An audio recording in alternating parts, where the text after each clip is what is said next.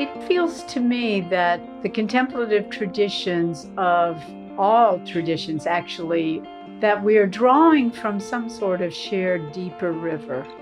And in that river is a spaciousness and a complexity that none of us can control, but from which we can all draw and share. And I think we're all interested in the body, and we're all interested in this deep recognition of love as the only path. Welcome to Mind and Life. I'm Wendy Hasenkamp. Today I'm speaking with Professor Emerita and Episcopal priest Bobbi Patterson. Bobbi's work integrates Christian contemplation, Buddhist meditation, contemplative pedagogy, place-based knowledge, and adaptive resilience. Bobbi is actually the first person I've known to formally train as an interdisciplinarian, which means she's perfectly suited to exist between fields and perspectives, making her a natural in the exchanges that happen within contemplative science. Our conversation begins with how she was drawn to the power of silence within Christian monastic communities, and then her involvement in early dialogues between Christianity and Buddhism. We talk about how Christian contemplatives view the human mind and the commonalities there between traditions. And she reflects on her experience as a woman in a leadership position in the church. Then we get into her interesting work on the importance of place. She describes how we can listen to a place and shares some of her experiences bringing students into both nature and urban settings to learn from these places. We touch on the role of the body in contemplation, and then Bobbi shares about adaptive resilience and how it can give us a new understanding around the experience of burnout. As always, there's more information in the show notes, including this week a podcast extra, where Bobbi reflects on the role of place in an increasingly digital world. I love how Bobbi's work embraces conversation, discovery, relationship, and action, all of it emerging at the intersection of contemplative practice and community engagement. I hope that her warm heart and bright spirit shine through in this conversation. I'm so happy to share with you Bobbi Patterson. Well, I'm so happy to welcome Bobbi Patterson. Thanks so much for joining us, Bobbi. It's a joy, total joy. I would love to start by hearing what drew you to the world of meditation and contemplative work. How did you end up doing this work?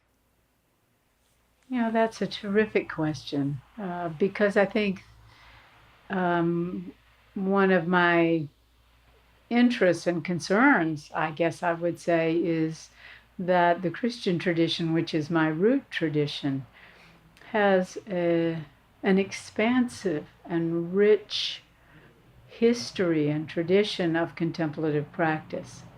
But it has, in many ways, been kind of sheltered, maybe we would say put in a fortress, which is the monastic tradition.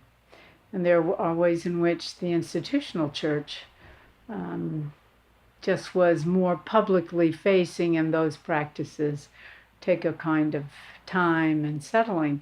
So for me, growing up in the Christian tradition, I heard about the contemplative traditions, but it really was when I went to divinity school and there was a monastery down the hill from where I was in school. And it was an Episcopal monastery, and it was in the 70s. And I began to just attend worship services there with a classmate and fell in love with the stillness. Fell in love with their very up-to-dateness in how they talked and how they were living, in their work in community-based justice, and then this deep kind of wellspring of stillness. So I began to really explore at that time more deeply what the tradition was. And it was also in the early 80s that there were these Buddhist Christian conversations happening, which actually Buddhist and Christian monastic communities have had a long time.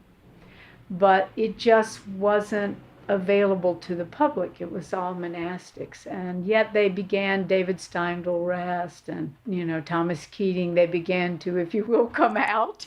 And I went to some conferences at Naropa, a friend put me on to, and then I ended up also going to Naropa for a few courses.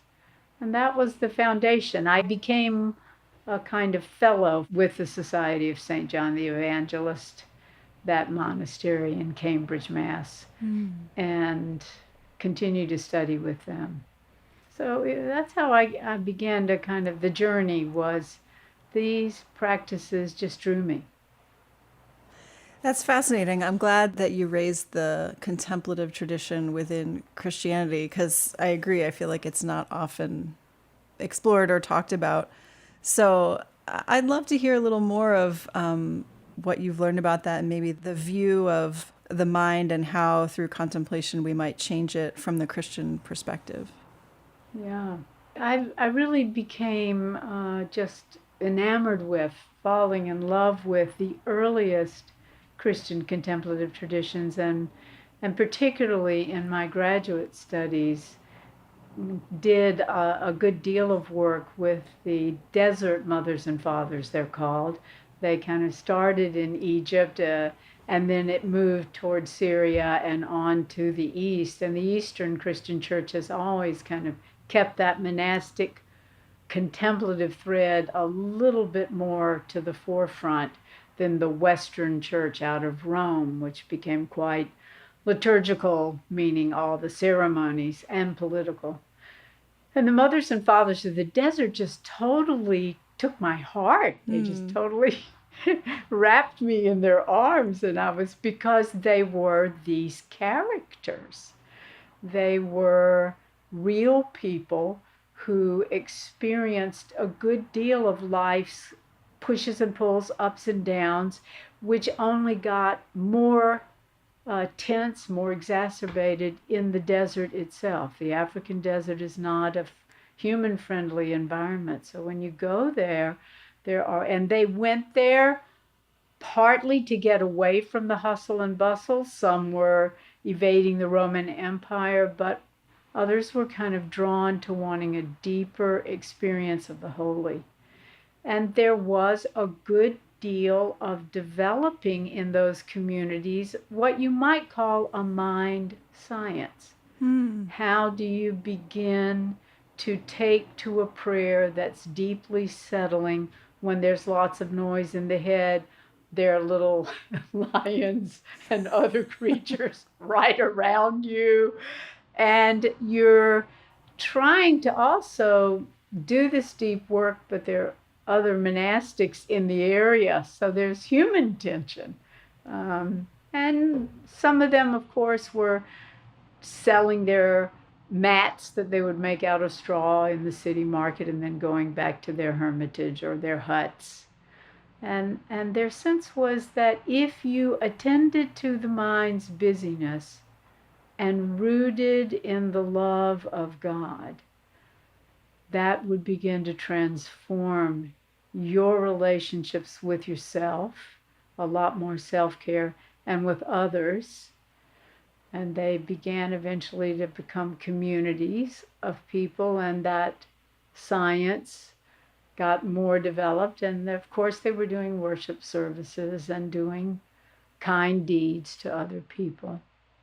So they were for real. And one other thing, Wendy, that I think helped is they were doing this inner exploration and development of practices to, as one old monk said, learn how to get up and fall down and get up and fall down. That's what we do out here all day. But they were doing this work before the church got embroiled in who is Jesus? Is he God? Is he not God? Who's his mother?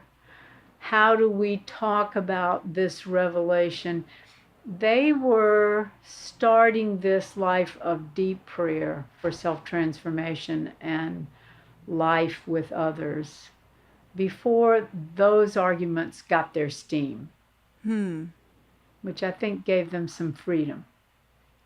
Yeah. Did they continue, like once those arguments came to the fore? Did they get caught up in them, or did they kind of remain separate?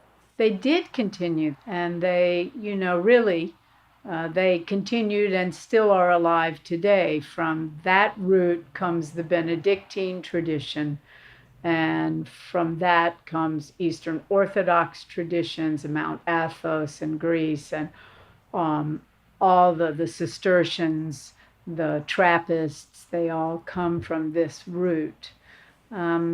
And some of them did get involved in this kind of doctrinal conversation. Some of them were teaching other men, predominantly, who became the bishops of the church. Athanasius was very aware of this community and took teachings from them. But they continued to live their steady, very simple life of singing the Psalms and doing their private prayer and trying to live in community with a good deal of silence. And those early monasteries are still in Egypt. And I got a chance to go, and it's just crazy. Macarius's monastery from the 300s is still alive. It's an amazing legacy. So, yeah, they, of course, were pushed and pulled by some of that doctrinal work, but they had an ability to separate due to their practices and their way of focusing on transformation in Christ is out of this deep practice of stillness. That becomes a wellspring of love, you might say. I just do want to say one other thing, Wendy. In the name, there were women, and they were powerful. And of course, there are not as many stories about them in those early days. And there were, even by the 600s, women who were heads of communities, a few, like Hilda, even of men and women, who were the superior, you might call it, of a community. So they're there.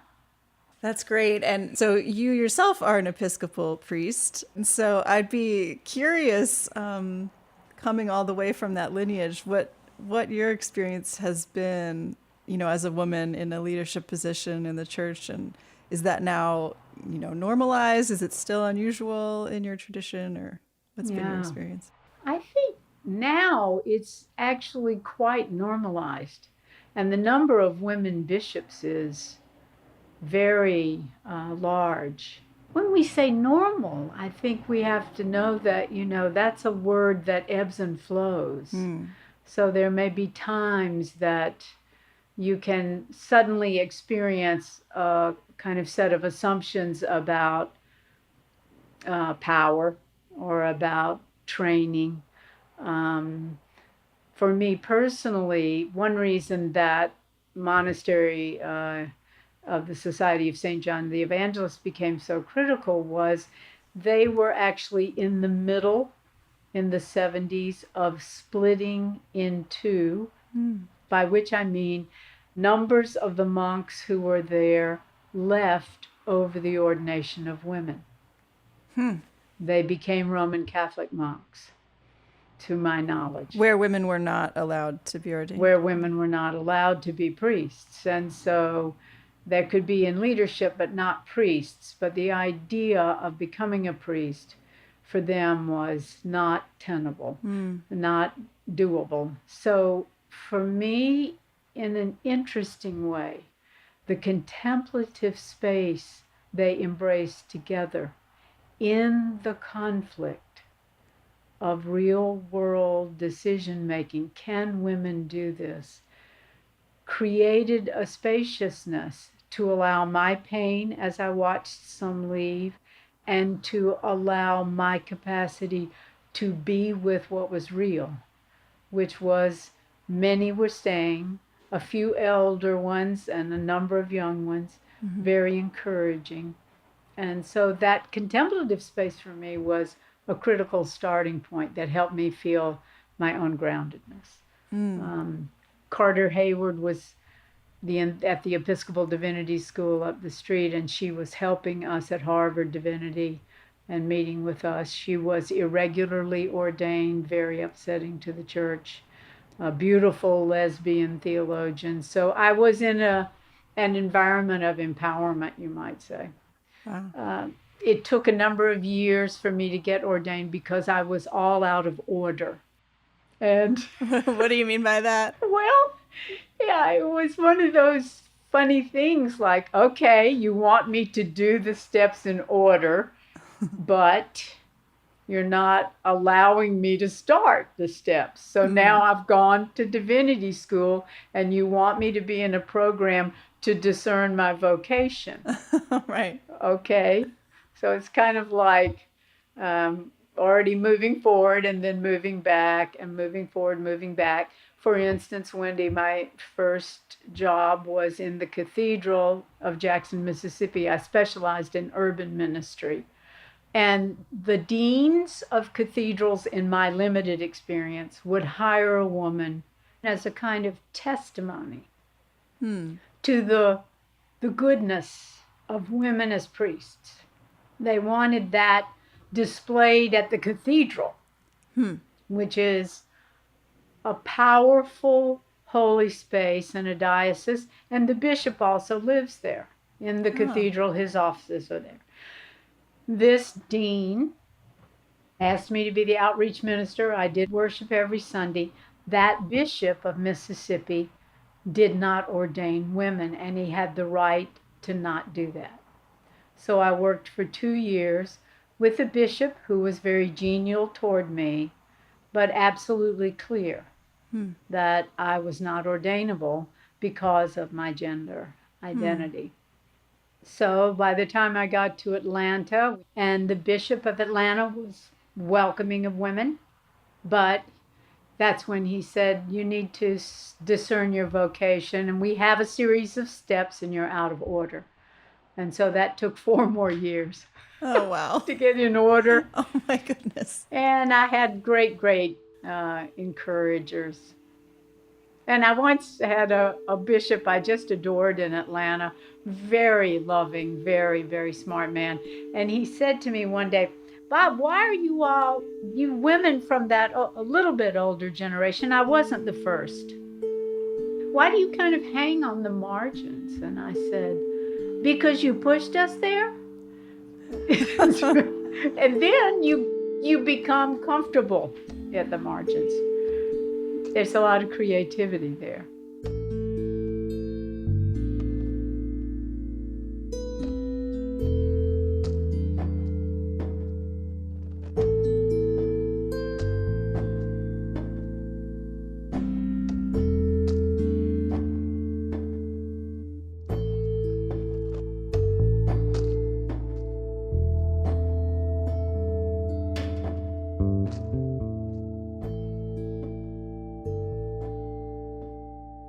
So you've been in conversation with the Buddhist tradition for many decades then, it sounds like.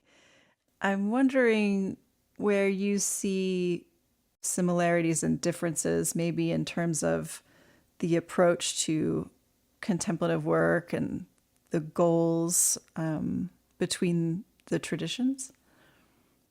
Yeah, I think you and I have talked a little bit about my sense that my training in the Buddhist traditions, which really are all Tibetan, because it was Naropa that had these Buddhist Christian dialogues I first went to. And then a Tibetan teacher came to Emory to get a PhD in the same program I was in, and studied with him a long time and still do. It feels to me that the contemplative traditions of all traditions, actually, African traditions, Christian traditions, Native Americans and Native peoples, Islam, that we are drawing from some sort of shared deeper river. And that in that river is a spaciousness, is a complexity that none of us can control, but from which we can all draw and share. And I found that to be a place of cultivating a deeper spiritual sense of the fundamentals that I think all contemplative traditions embrace, which is stillness is a source of insight and strength. Pausing is a good idea. Breathing is a terrific idea. Loosen your grip. I think we're all interested in the body. Christianity calls it incarnation. We're all interested in this deep recognition of love as the only path. And that the present moment is where love shows up, and that one has benefactors in all these traditions with whom you can find solace. You can welcome the stranger inside yourself and others, and you can continue to develop the skill to give way to love. So for me, one of the sadnesses I feel today is that Christianity is not really participating fully, I believe, in the current conversations about contemplative living, of mindfulness, of meditation. We have more to bring to the conversation, as there were conversations in the 80s. So I think we could do better. And for me, it's been so enriching. Can you say more how it's been enriching? I think about the power, I love pedagogy. It's been one of the streams that's kept me alive. Pedagogy is really about turning the deep self in a new direction. I love this poem by Marie Howe called The Annunciation, the announcing to Mary. You're going to have this child. She talks about that as a turning a mirror inside herself so that the light that is already shining suddenly bursts on the mirror and bursts into insight. And I think cross-training is a way we turn that mirror to only engage the light that's always shining.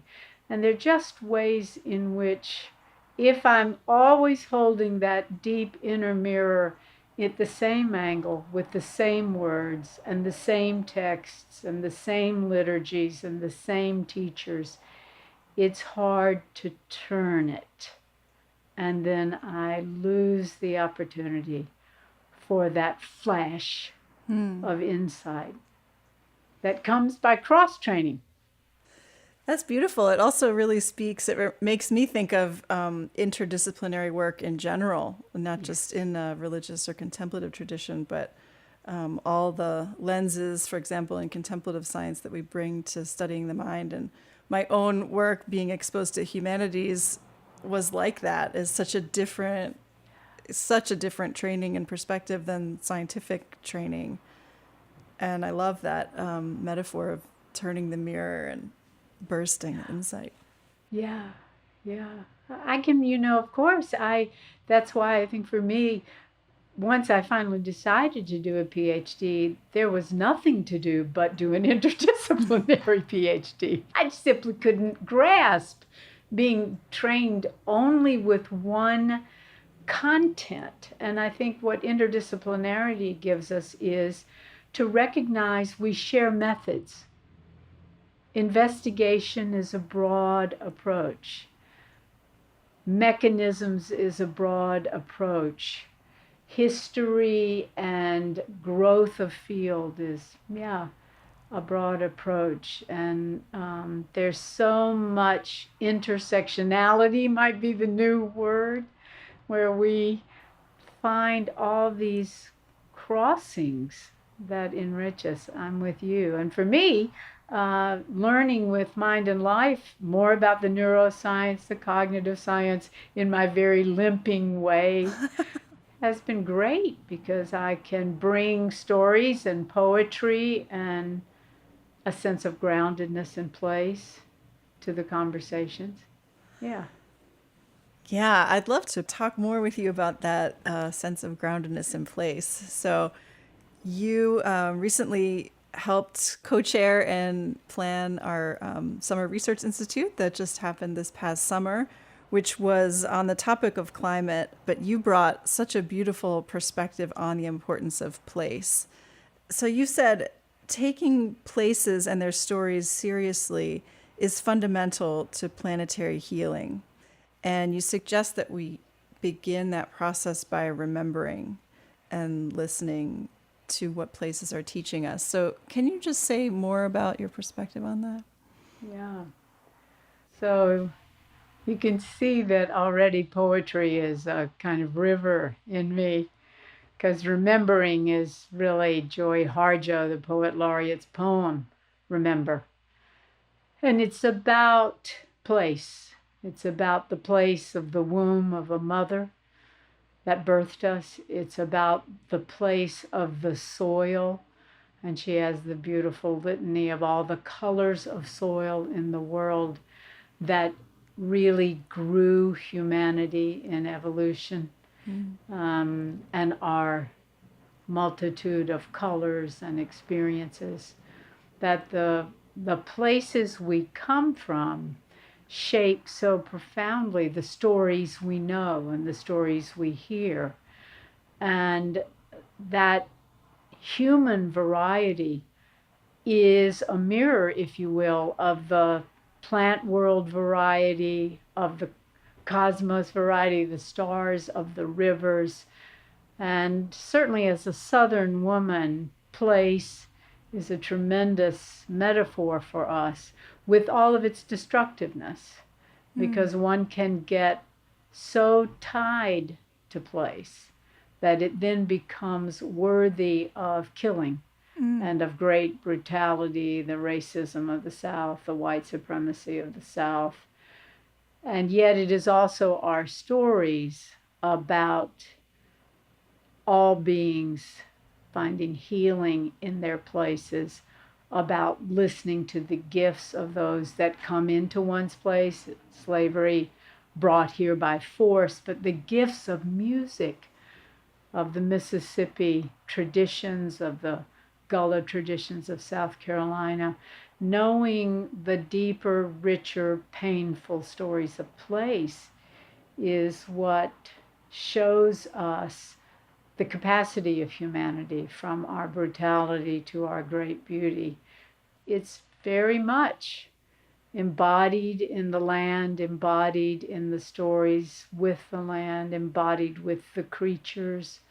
And of course, as Lewis and Clark made their way, I think I quoted Least Heat Moon's book River Horse, where he took the rivers of the United States to move across the country, often following Lewis and Clark and the magnificence of all the places, all the diversity, that each of them have stories, and there's such hope and healing in experiencing those stories, as well as facing the great painfulness, the great injustice of them.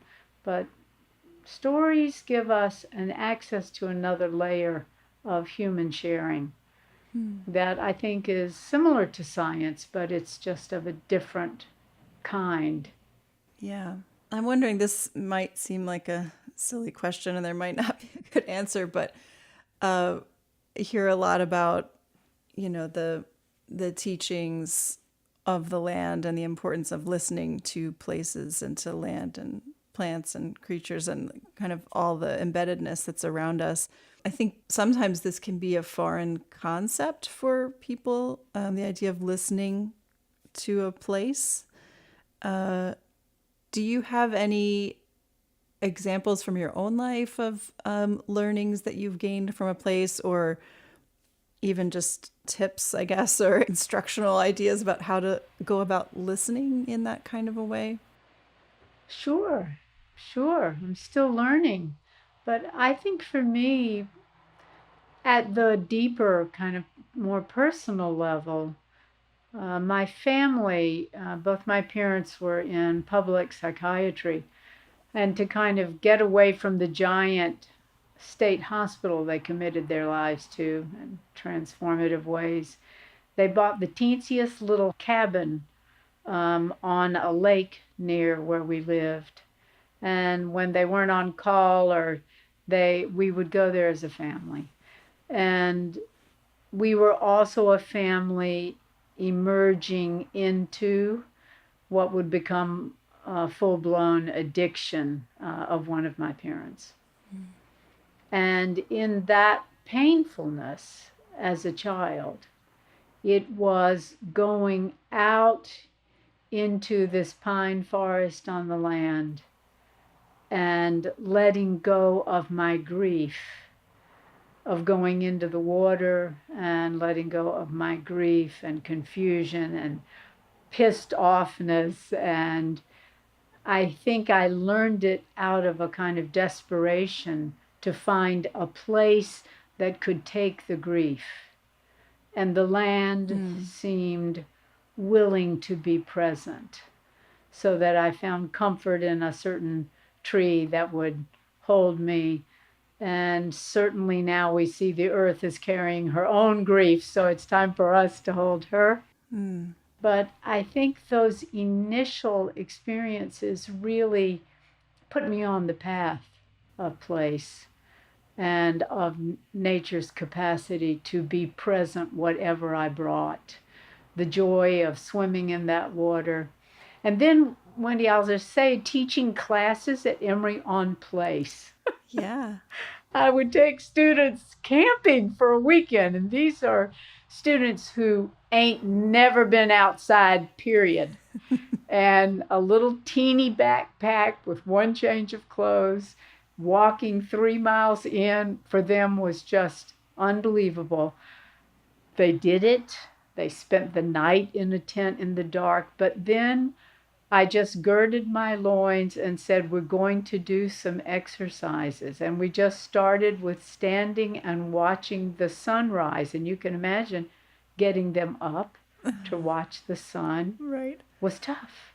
And all the time my brain is saying, they won't be able to be in this place. They won't be able to listen. But there is power in those places. And when the sun rises, and they see it standing in their bodies for the first time, it does its thing on them. They realize I'm part of a bigger experience. And there's learning here for myself and from the sun as it rises, from soaking rain that they're hating, but it's happening. Okay, this is rain.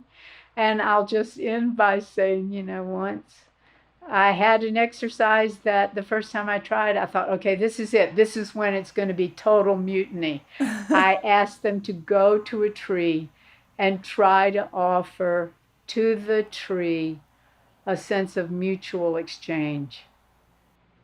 Recognize the tree. Let it recognize you back.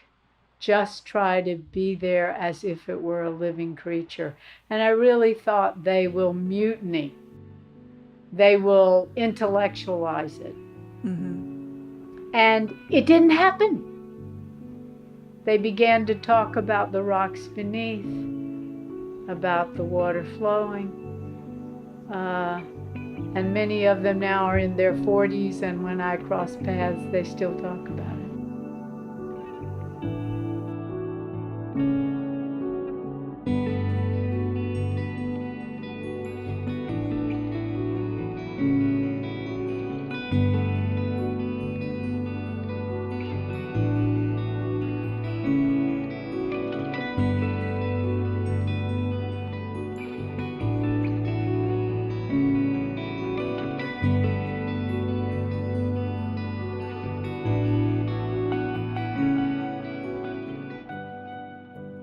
You've talked about how knowledge of places lives in our bodies and is such an embodied experience and way of knowing, which also makes me think you mentioned that in the Christian tradition and in all contemplative traditions, this emphasis on the body. Do you want to say any more about that, the role of the body in this kind of work? I think increasingly in my own practice, the touchstone of the body is a welcome advocate for letting the mind ease. I'm of a thinking family. I tend to default to thinking. And there are ways in which paying more attention to what's actually happening around all those butterflies in my stomach. What are they? Who are they? When did they start? And my brain, again, as a child of an addict, is very good at dismissing them, at rationalizing them. And I think I've learned to befriend what the body is suggesting I attend to. It makes me think of Teresa of Avila, the medieval amazing monastic, and began a women's order, much more inclusive than any orders before her, really. She has this wonderful image of an interior castle or space. And she says, as you begin to work with your interior prayer, your contemplative prayer, you might notice all the little reptiles that have come in with you.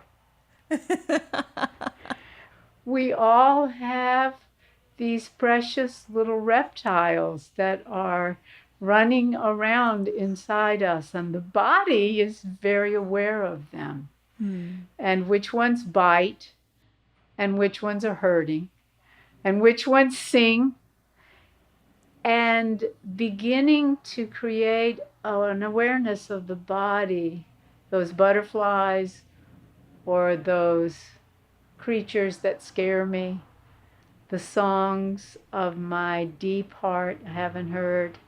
Yeah, I think it's been a rich invitation to me, and I don't have it mastered by any means, but it's been a powerful aspect of contemplative practice for me.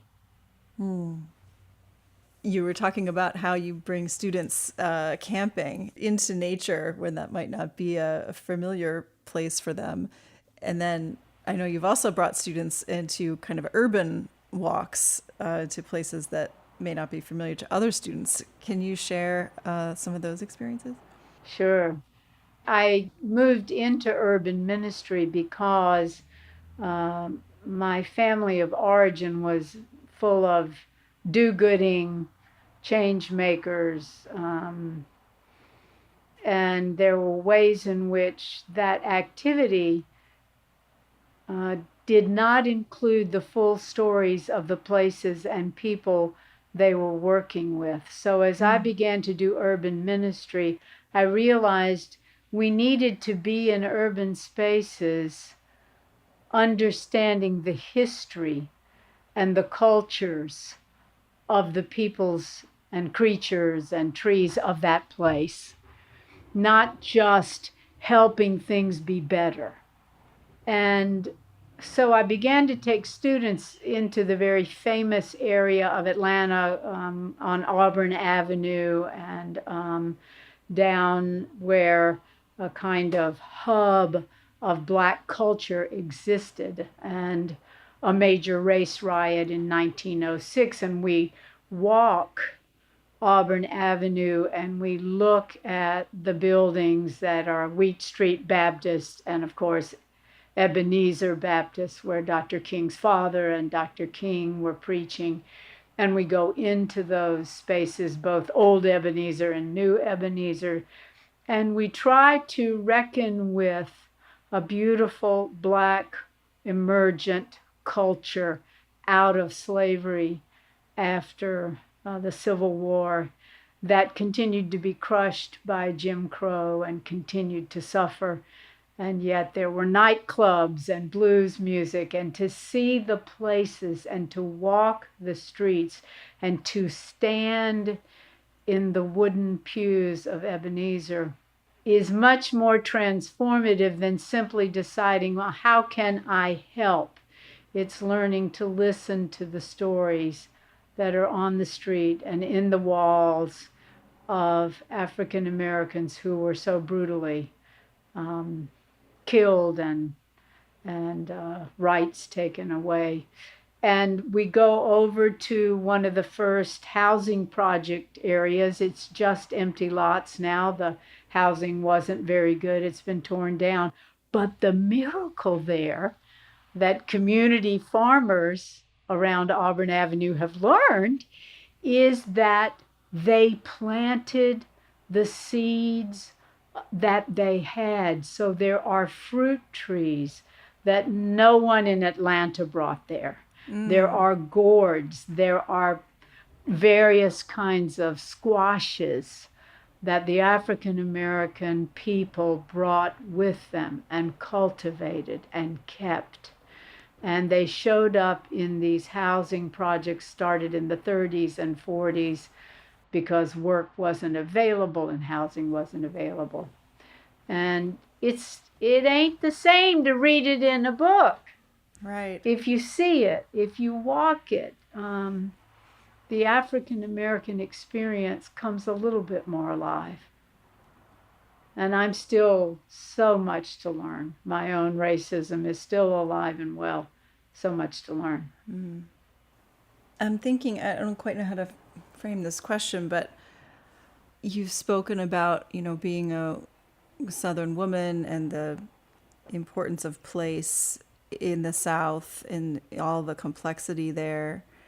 Thinking too, I know you've talked about what it means to be an inhabitant of a land versus a visitor and the process of becoming an inhabitant, and thinking about, particularly in the American South, the so many layers of, removal, right? Initial colonization, driving out of native peoples, and then slavery. So what's your relationship to being an inhabitant or not, I guess, of the land? And how can those of us who come from colonizer lineages start to become more inhabitants, maybe? Yeah. The quote is by Gary Snyder. One can be in a place as a kind of visitor, or one can become an inhabitant. My people go way back in the South. They fought in the Revolutionary War at Kings Mountain in South Carolina.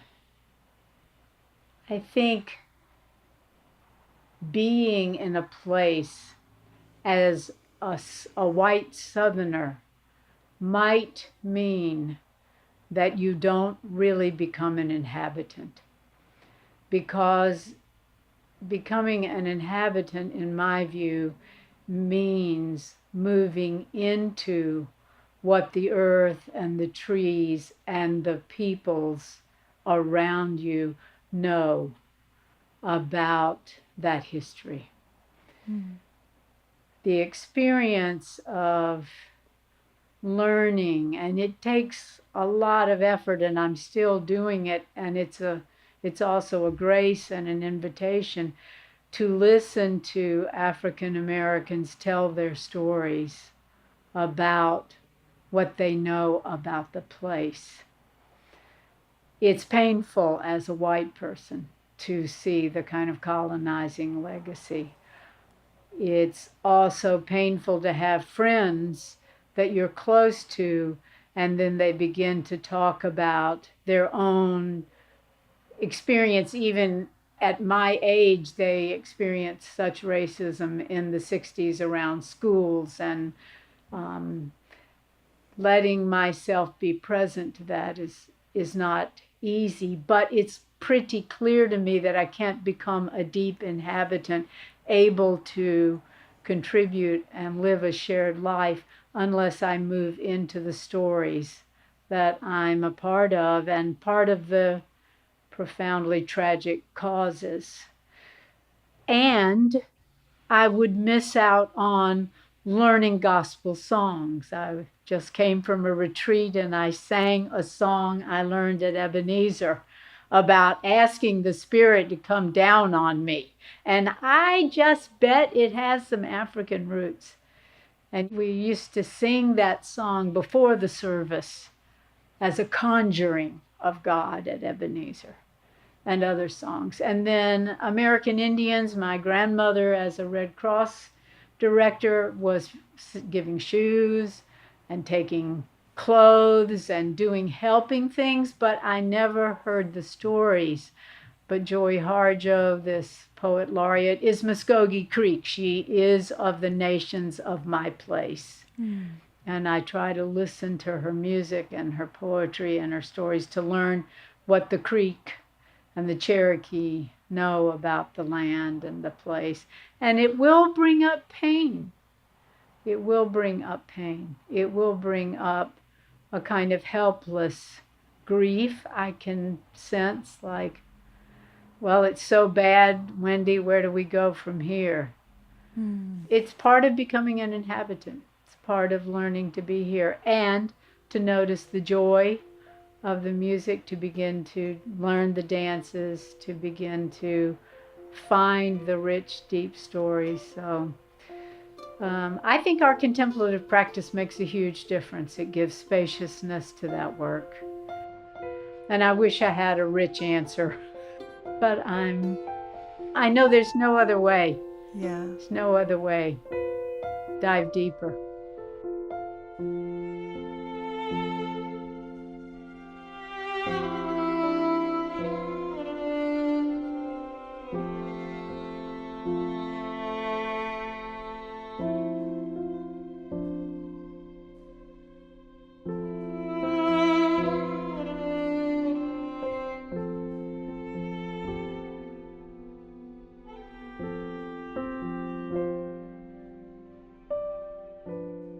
What you were saying just now is so beautiful, and it also makes me think of things you've said about land-based resilience.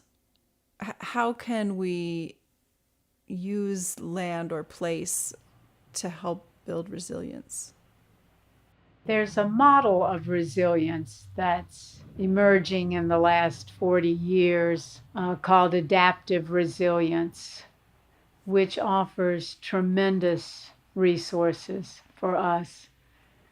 Because adaptive resilience recognizes that resilience that's deep, that's life-changing, is about breaking down. It actually requires change. I like the sweet spot, I call it, of stability. I like to get the answer and have it stay. But that is not a resilient system, because resilient systems need to be adaptive. So again, if I'm going to learn about colonizing and racism, I need the breakdowns. I need the work that requires me moving into the rubble of history that I've been a part of, and finding in that rubble, according to adaptive resilience, that there is growth there is potential there, and that I can reorganize the pieces, even my grief, to begin to reconstruct next steps, to move into the change our culture is in now in a resilient way. That the resilience, actually, I call it gathering the mountain, that contemplative image of being a mountain. Well, the mountain falls apart regularly. And if I can gather the mountain, its pieces, and begin to rebuild it, It might be a sculpture I never imagined of healing and hope. And so resilience is allowing the painfulness, the breakdowns to happen, and then move into that work. And contemplative practices help us give it spaciousness, patience, looking at that mirror from a different angle, and then begin to reconstruct, and then begin to bring in resources you never even thought about. And then you'll find a nice little stability again. And if you're like me, you're going to grab onto it and hold onto it as hard as you can, but it will break down. So, yeah, change is critical for resilience. Yeah. So this is work that you explore in your recent book, Building Resilience Through Contemplative Practice, which we'll certainly link to in the show notes. And I think it's so interesting in that book, which you just started to share this. You talk about the experience of burnout in many service and caregiving professions, which is a large topic of conversation within the contemplative space. And I feel like what you're offering is somewhat of a different view than is sometimes taken in this field. Whereas I've often heard the narrative of, employing compassion to kind of fight burnout or avoid burnout, or the idea is to kind of not even go there, right? To be able to just sustain and keep going. So what you're sharing feels like a little bit of a different flavor to acknowledge the reality of burnout and collapse in an adaptive system and to kind of move into that or accept it. Is that part of what you're saying? Yeah, absolutely. Many of us in service are kind of fixers, and we like to get the fix. And then we like to hold on and keep the fix. But no fix is permanent. As all contemplative traditions know, nothing is permanent. So when you find yourself, and I think there are phrases that we often say as social service workers or helping professionals, things like, oh, well, it's tough now, so it's all up to me. I will take it on to hold things in their place. Well, you're not going to be able to do that. And by the way, it's not all up to you. And remember that the breakdown is going to happen and you can't stop it. And we're seeing this so strongly with COVID. There is a force among us that just makes adaptive resilience profoundly, frighteningly concrete. This virus will adapt. It's clever. And so we have to be adaptive in our resilience. That, if you will, stability is a moving target. Stability is not stable. It changes. And contemplative practices help us move into that. And I find that my numbers of years in service and public engagement and community-based partnerships, I tried very, very hard to get things in a good place and keep them there. But that is detrimental to healing and growth. And it's about learning to be with the breakdown and then gather the mountain, gather the pieces, begin to rebuild. And equality and justice have shown us over and over, as Dr. King says, it's a long arc. And we're going to be breaking down all the time on the way. So I think that it's very, very important to take adaptive resilience to heart and know that the breakdown is just normal. It's not a failure, and it's nothing bad inherently about you. There's a skill set for moving through it. Wonderful. Well, I know we're coming up on our time. I'm wondering whether you have take homes that you'd like to share with the audience, or kind of big picture reflections at all from the really diverse spaces that you've worked in, or anything that we haven't talked about that you wanted to mention?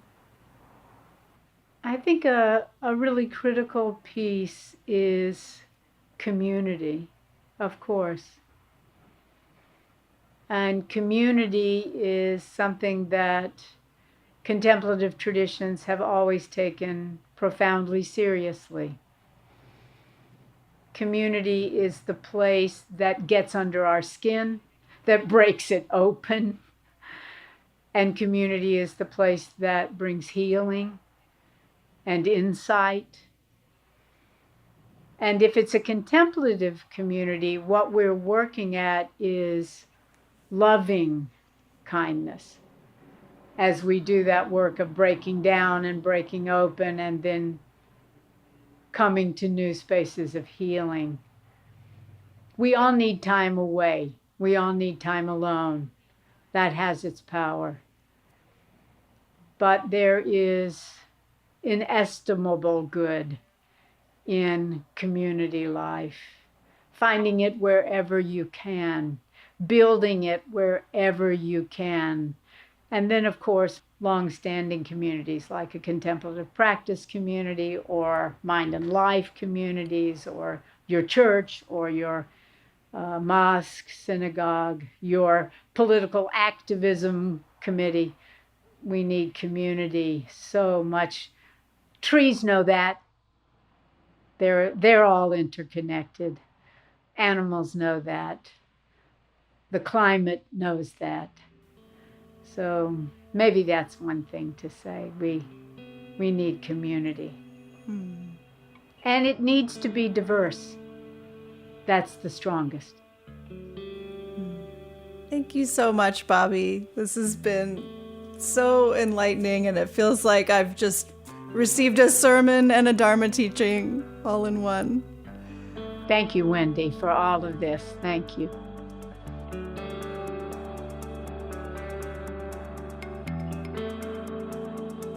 This episode was edited and produced by me and Phil Walker. Music on the show is from Blue Dot Sessions and Universal. Show notes and resources for this and other episodes can be found at podcast.mindandlife.org. If you enjoyed this episode, please rate and review us on Apple Podcasts and share it with a friend. If something in this conversation sparked insight for you, we'd love to know about it. You can send an email or voice memo to podcast@mindandlife.org. Mind and Life is a production of the Mind and Life Institute. Visit us at mindandlife.org, where you can learn more about how we bridge science and contemplative wisdom to foster insight and inspire action towards flourishing. There you can also support our work, including this podcast.